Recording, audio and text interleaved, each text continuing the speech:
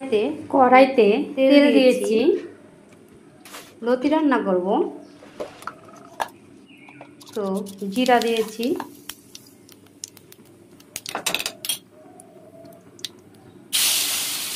ময় মশলা কষিয়ে নেব, যা দেওয়ার সরষে বাটা, পোস্ত বাটা, মোটামুটি সব কিছু দিয়ে কষিয়ে নিয়ে লতিটাকে দিয়ে দিচ্ছি। ভাপ দিয়ে ফেলে দিতে হয় লতিটা, নারকেল কুড়া, তা নারকেল কুড়িয়ে নিয়েছি।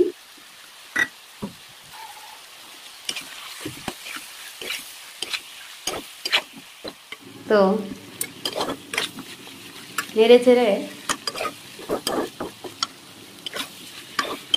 চিংড়ি মাছ দিয়েও রান্না করে সবাই। তো আমি নারকেল কুড়ানো দিয়ে, নারকেলটা দিয়ে করবো যখন আজকে।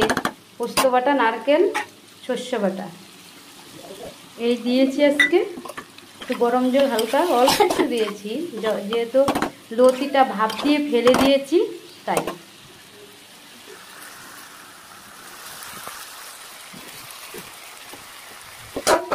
তো তাড়াতাড়ি নাড়াচাড়া করছি। তো এখন এটা ভালো করে ঢেকে হালকা মানে গ্যাসটা একটু কমিয়ে দিয়ে জালটা দিলে ভালো, কিন্তু আমি দেখানোর জন্য তাড়াতাড়ি করতে পারছি না। আমরা জাল দেবো আর একটু, তাহলে নামালে সুন্দর হয়, আরও তরকারিটা সুন্দর হবে, লতিটা খেতে।